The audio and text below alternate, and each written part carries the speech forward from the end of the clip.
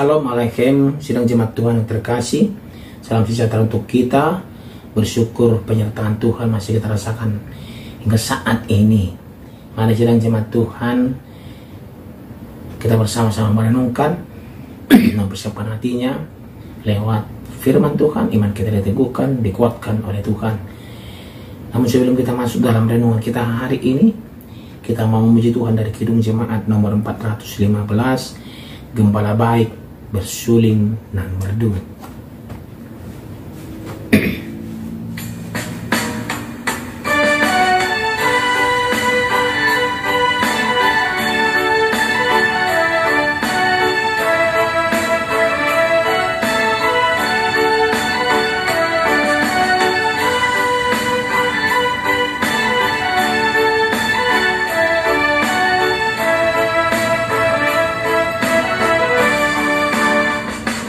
Gembala baik bersulingan merdu, membimbing aku pada air tenang, dan membaringkan aku berteduh di padang rumput hijau berkenan. Oh gembala, itu Tuhanku, membuat aku tentram hening, mengalir dalam sungai kasihku, kuasa damai celang hening. Amin. Firman Tuhan untuk hari ini dari Wahyu pasal 17 ayat 1 sampai 18. Demikianlah firman Tuhan. Lalu datanglah seorang dari ketujuh malaikat yang membawa ketujuh cawan itu dan berkata kepadaku, mari ke sini, aku akan menunjukkan kepadamu putusan atas pelacur besar yang duduk di tempat yang banyak airnya. Dengan dia raja-raja di bumi telah berbuat cabul, dan penghuni-penghuni bumi telah mabuk oleh anggur percabulannya. Dalam roh aku dibawanya ke padang gurun, dan aku melihat seorang perempuan duduk di atas seekor binatang yang merah ungu, yang penuh tertulis dengan nama-nama hujat. Binatang itu mempunyai 7 kepala dan 10 tanduk. Dan perempuan itu memakai kain ungu dan kain kerimiji yang dihiasi dengan emas, permata dan mutiara, dan di tangannya ada suatu cawan emas penuh dengan segala kekejian dan kenajisan percabulannya.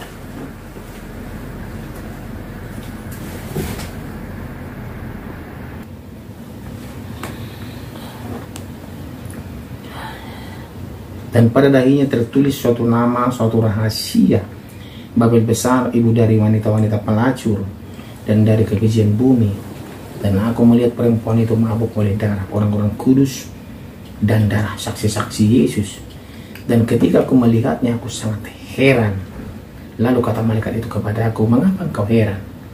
Aku akan mengatakan kepadamu rahasia perempuan itu dan rahasia binatang yang memikulnya. Binatang yang berkepala 7 dan bertanduk 10 itu. Adapun binatang yang telah kau lihat itu telah ada, namun tidak ada, ia akan muncul dari jurang maut, dan ia menuju kepada kebinasaan. Dan mereka yang diam di bumi, yaitu mereka yang tidak tertulis di dalam kitab kehidupan sejak dunia dijadikan, akan heran apabila mereka melihat bahwa binatang itu telah ada namun tidak ada dan akan muncul lagi.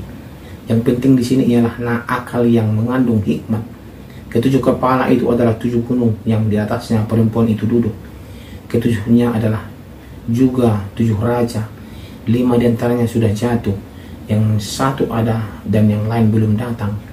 Dan jika ia datang, ia akan tinggal seketika saja.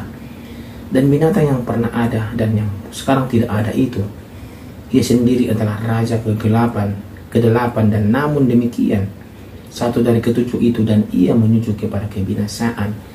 Dan 10 tanduk yang telah kau lihat itu adalah 10 raja yang belum mulai memerintah, tetapi 1 jam lamanya mereka akan menerima kuasa sebagai raja bersama-sama dengan binatang itu. Mereka seia sekata, kekuatan dan kekuasaan mereka berikan kepada binatang itu, Mereka akan berperang melawan anak domba, tetapi anak domba akan mengalahkan mereka, karena ia adalah Tuhan di atas segala Tuhan dan Raja di atas segala Raja. Mereka bersama-sama dengan dia juga akan menang, yaitu mereka yang terpanggil, yang telah dipilih dan yang setia. Lalu ia berkata kepada aku, semua air yang telah kau lihat, di mana wanita ya pelacur itu duduk, adalah bangsa-bangsa dan rakyat banyak dan kaum dan bahasa.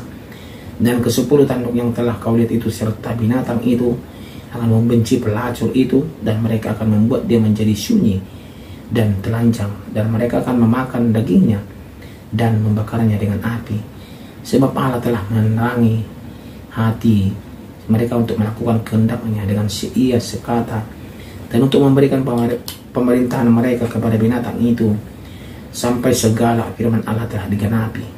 Dan perempuan yang telah kau lihat itu adalah kota besar yang memerintah atas raja-raja di bumi. Demikian pembacaan firman Tuhan. Tema kita pada hari ini adalah jangan menduakan Tuhan.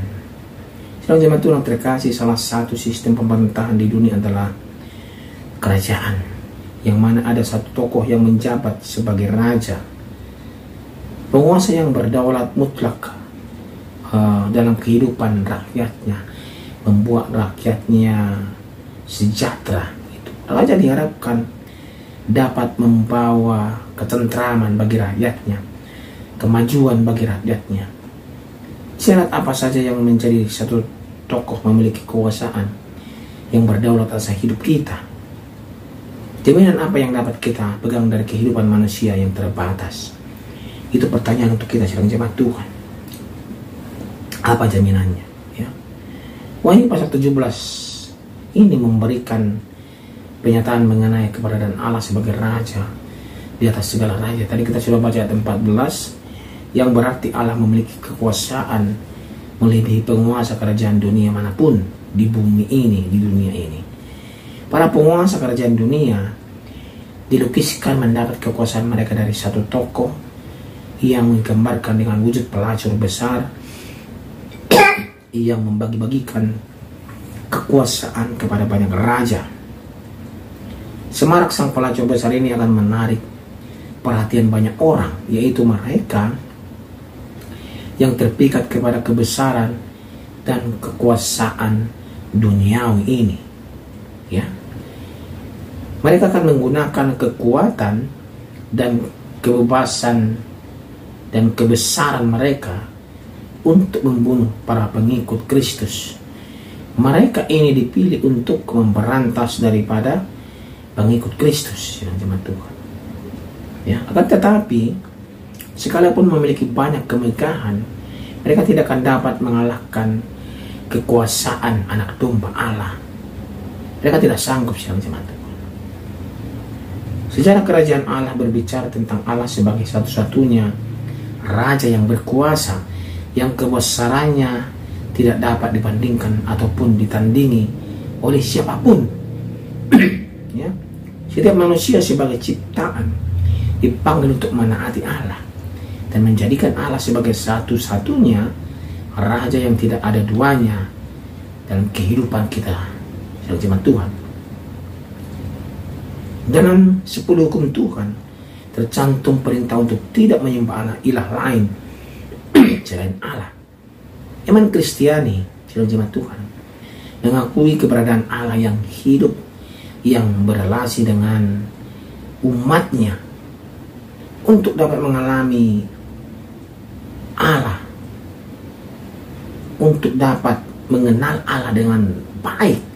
Mereka perlu memberikan kehidupan mereka kepada Allah, mendekat kepada Allah, mengakui keterbatasan dan ketidakmampuan kita, serta menyerahkan masa depan kehidupan kita ke dalam tangan Tuhan.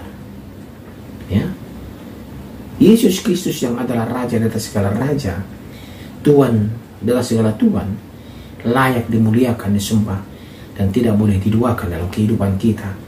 Makanya dalam kehidupan kita ini jangan terlalu banyak neko-neko. Ya, jangan kita merasa sudah hebat, jangan kita menduakan Tuhan dalam kehidupan kita. Kita percaya ke si A, percaya ke si B. Kita gabungkan semuanya. Yang penting kita usaha, bukan itu. Ya. Kalau kita mau berdiri jalan Tuhan, Tuhan. Ya. Kalau kita mau bertobat, bertobat. Ya, sidang jemaat Tuhan. Jangan kita mencampur adukkan semuanya. Jangan kita menduakan Tuhan. Jangan kita mendewakan ilah lain. Jangan kita mentuhankan ilah lain dalam kehidupan kita. Seolah-olah ilah yang lain ini memberikan kita kehidupan, memberikan kita sesuatu yang berharga, memberikan kita sesuatu yang luar biasa dalam kehidupan kita. Bukan itu. Sebenarnya yang memberikan kita kehidupan itu, memberikan kita berkat itu adalah Allah, ya Tuhan Yesus Kristus, yang menyelamatkan kehidupan kita, memberikan berkat yang luar biasa. Amin. Saya kira percaya sidang jemaat Tuhan, lewat ini kita belajar. Biarlah kasih Tuhan memberkati kita dan melindungi kita dalam kehidupan kita. Kita berdoa, terima kasih ya Tuhan untuk firman-Mu hari ini.